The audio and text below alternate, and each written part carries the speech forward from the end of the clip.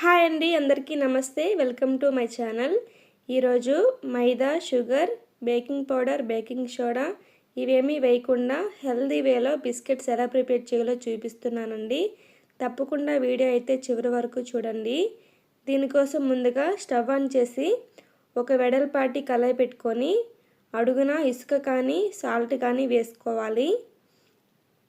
వేసుకొని ఒక స్టాండ్ పెట్టుకోవాలి. ఇలాంటి స్టాండ్ ఉంటే పెట్టుకోవచ్చు, లేదంటే ఒక బౌల్ అయినా పెట్టుకోవచ్చు. మూత పెట్టి సిమ్లో 15 నిమిషాలు హీట్ చేసుకోవాలి.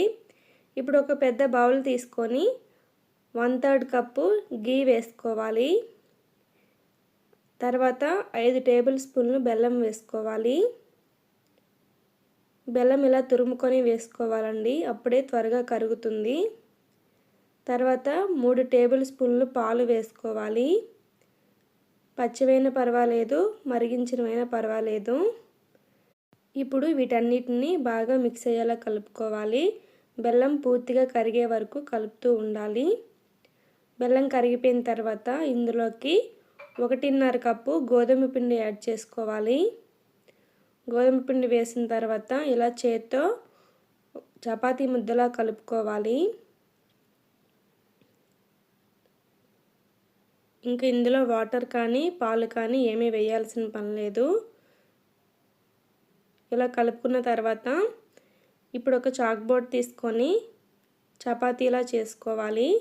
చపాతీ అంతా సన్నగా కాకుండా కొంచెం మందంగా చేసుకోవాలి.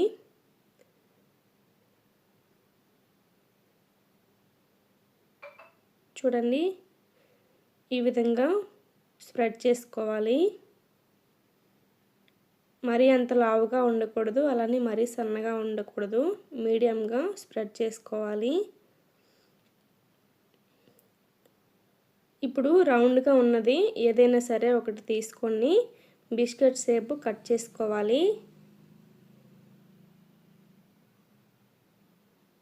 మీకు నచ్చిన షేప్లో కట్ చేసుకోవచ్చండి.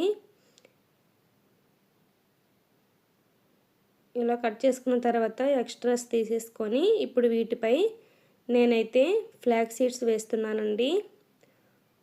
మీ దగ్గర ఏ డ్రై ఫ్రూట్స్ ఉంటే వాటిని వేసుకోవచ్చు. జీడిపప్పు, బాదం ఇవన్నీ వేసుకోవచ్చు.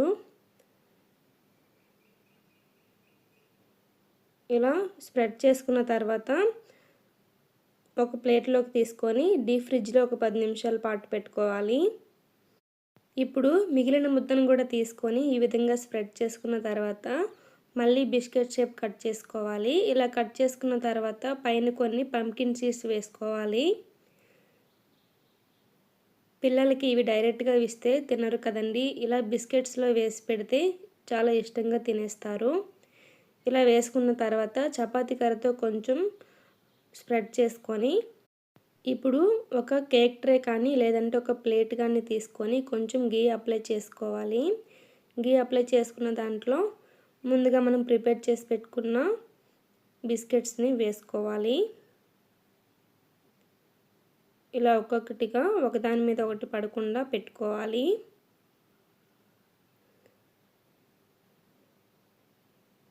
ఇలా రెడీ చేసుకున్న తర్వాత ఆల్రెడీ హీట్ చేసుకున్న కళాయిలో స్టాండ్ పైన పెట్టుకొని మూత పెట్టి మీడియం ఫ్లేమ్లో 25 మినిట్స్ బేక్ చేసుకోవాలి. ఇప్పుడు ఎయిర్ ఫ్రైయర్ దాంట్లో ఇలా బేక్ చేసేది ఉంటుందండి. ఆ ట్రేలో బిస్కెట్స్ని పెట్టుకొని ఎయిర్ ఫ్రైయర్లో పెట్టుకోవాలి.